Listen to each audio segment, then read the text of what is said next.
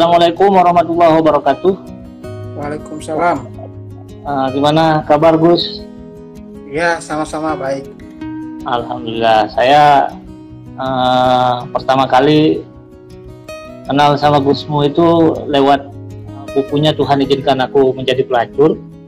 Ya, Kemudian saya ikut training kepenulisan yang digelar oleh The Buku Bibliopolis di waktu itu di Royal Plaza ya.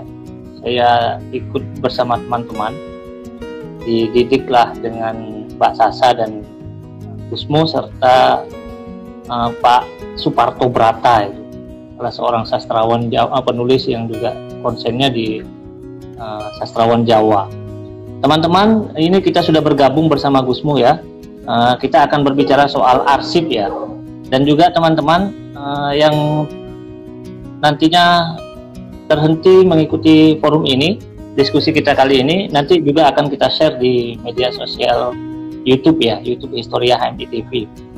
Jadi kita akan membahas soal kearsipan ya, terutama bagaimana dan bagaimana menyelamatkan arsip HMI, karena yang kita ketahui Gusmu sangat konsisten di wilayah pengarsipan ini. Kepada Gusmu, dengan segala hormat kami persilahkan Gus. Silakan Gus. Oke, Assalamualaikum warahmatullahi wabarakatuh. Waalaikumsalam warahmatullahi wabarakatuh. Ya, terima kasih Mas Sofa. Mas Sofa itu saya kenal ya seperti katakan tadi itu tahun 2010 gitu ya. Iya. Itu ada pelatihan menulis resensi buku. Waktu itu warung arsip yang saya kelola sekarang itu belum ada, tapi embrio bahan-bahan untuk dijadikan sumber pengarsipan sudah. Oke, bicara tentang HMI dan arsip, saya pernah di tahun, saya lupa ya, di Jogja itu di tahun 2000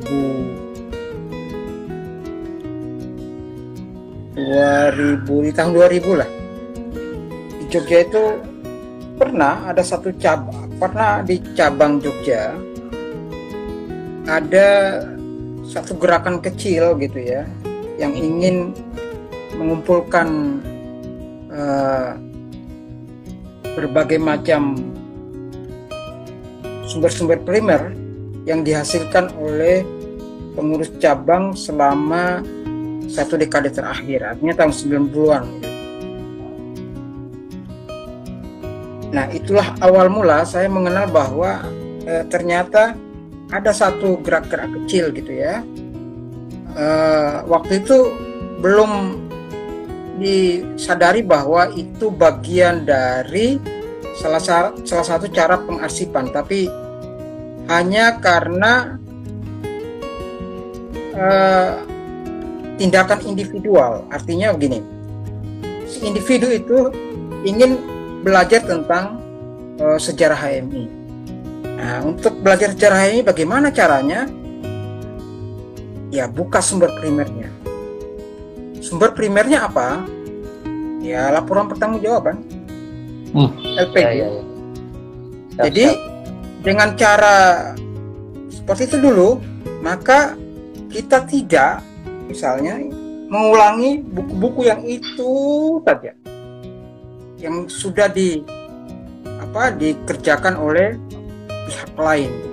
Jadi kita belajar dari bukan arsip, tapi belajar dari buku yang sudah. Buku itu kan bukan arsip kan, buku itu adalah pengetahuan. Jadi yang dimaksud arsip itu, kalau kalian buka kamus gitu ya, itu dokumen tertulis yang punya nilai historis yang disimpan dan dipelihara gitu. Itu pengertian arsip. Kamus jelas mengatakan itu. Ya. Jadi dokumen tertulis gitu, ada ya surat, ada akta, ada itu loh SK gitu ya. Iya. Juga mungkin ada lisan, pidato gitu ya, ceramah atau orasi kalian di di aksi-aksi gitu ya, ataupun foto bergambar itu loh. Ya ada film, ada foto gitu ya, dari yang sudah terjadi gitu ya, yang kemudian disimpan gitu. Ada modelnya, ada kertas gitu ya, ada elektronik ya tadi tuh, yang pita-pita, kaset, video dan segala macam. Sekarang mungkin tidak kalian dapatkan, tapi kalau masa lalu kan belum ada benda-benda seperti yang kita pegang sekarang. Artinya mungkin kaset itu masih ada. Nah, kayak gitu-gitulah.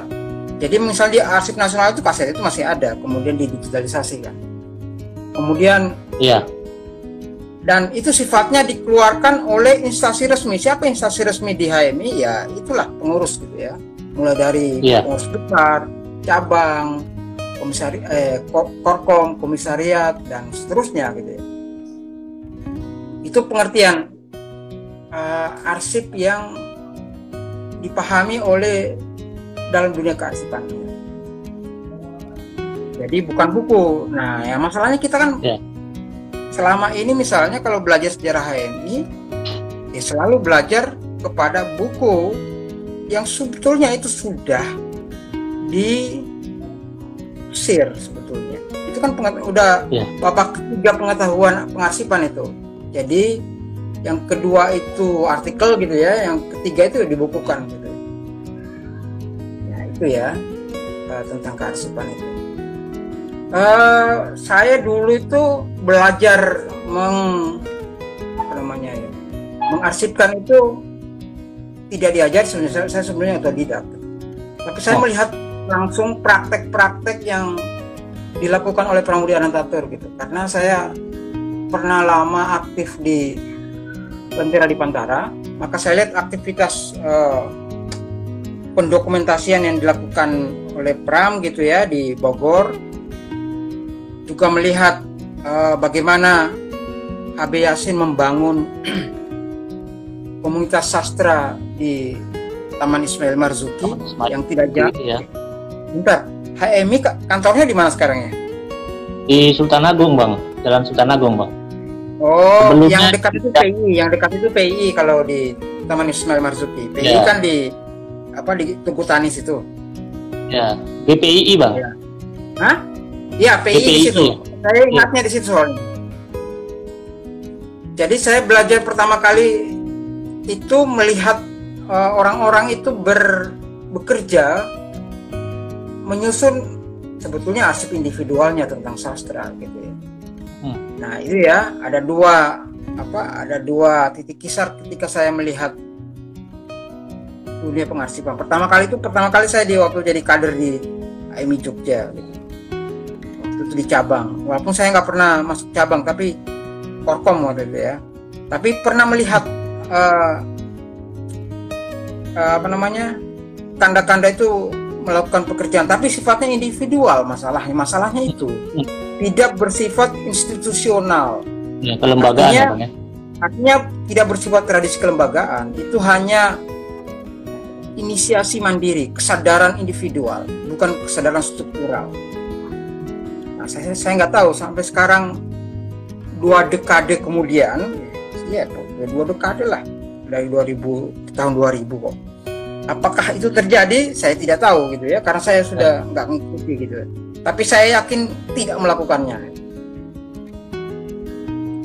Oke, itu ya. Apa tujuan penting ketika pengarsipan itu menjadi suatu kesadaran gitu ya? Tujuan pentingnya adalah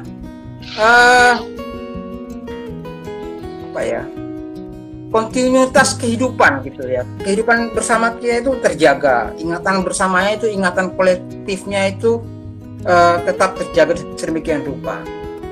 Kemudian tujuannya juga adalah memberi legitimasi gitu ya pada masa kini, bahwa masa kita sekarang itu tidak terjadi begitu saja, melainkan ada satu masa lalu yang memulainya. Nah, kita bisa mengambil legitimasi itu dan pijak masa depan gitu ya. Kemudian kita bisa menatap pembaruan dan kebaruan. Maksud saya adalah bahwa jangan-jangan yang kita lakukan sekarang ini cuma ulangan aja. Iya, Bang. Kita kan nggak pernah tahu. Kalau nggak ada arsip, kita nggak tahu. Kita merasa ini baru, padahal tidak. Kita merasa bahwa misalnya ya, perkadaran kita, ini baru ini. Tunggu dulu. Jangan-jangan cuma mengulangi gitu ya. Nah, arsip bisa menjadi pijakan kita untuk menilai apakah perubahan yang kita lakukan itu ada unsur kebaruannya. Kemudian yang tujuan yang terakhir adalah menjadi fondasi riset bagi pengetahuan. Karena itu bagi orang yang melakukan riset terhadap HMI yang konon gitu ya, yang organisasi mahasiswa tertua dan terbesar di Indonesia itu, mereka mudah bekerja gitu ya, tidak lagi seperti bekerja awal mula gitu. Contoh, setiap periset selalu pekerjaannya memulai lagi, selalu memulai lagi. Kan dia bisa belajar dengan riset-riset yang sebelumnya gitu. Riset sebelumnya itu tentu saja disiapkan oleh sebuah lembaga atau perpustakaan yang lengkap, yang di situ dia uji kembali risetnya itu udah jangan-jangan mengulangi juga gitu ya, karena dia nggak tahu aja bahwa sudah ada orang meriset situ. Bagaimana caranya dia tahu? Ya ada dokumennya di situ. Bagaimana cara dokumennya tahu?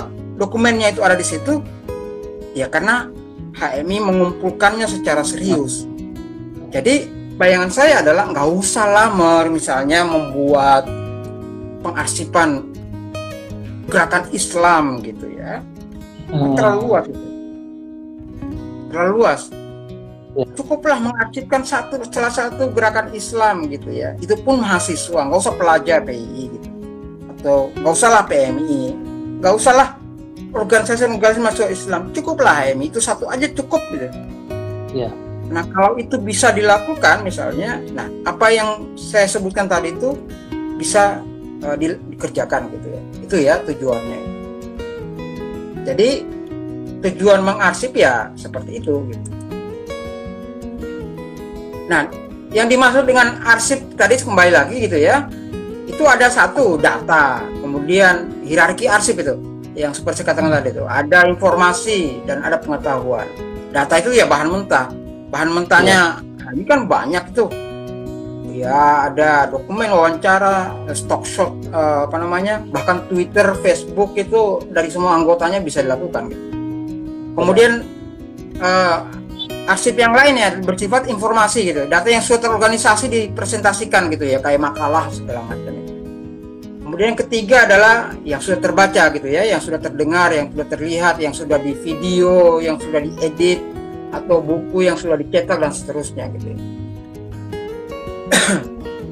Tiga hal itu yang menjadi konten dari kalau mau serius membuat lembaga kearsipan gitu ya. Dan nggak usah jauh-jauh dulu gitu ya, cukup satu dekade terakhir yang masih bisa mungkin dicapai. Jadi polanya itu kalau saya ya, kalau selalu pola itu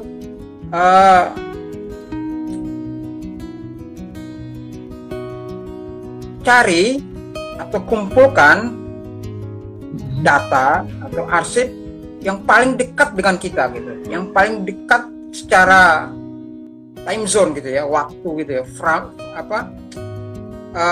framing waktunya itu apa ya, tidak jauh dengan kita, dekat, nggak usah tuh juga berambisi misalnya, wah kita mulai pengarsipan dari ini ya, dari 47 gitu, aduh itu ambisius. Jangan begitu. Polanya itu adalah mengumpulkan yang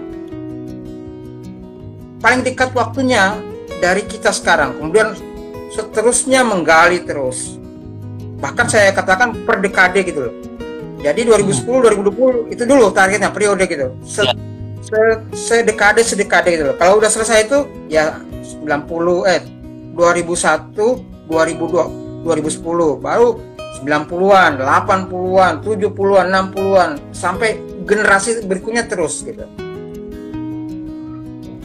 Nah, karena itu kontinuitas, maka memang perlu lembaganya sebetulnya itu, karena tidak mudah. Iya benar, Bang. Nah,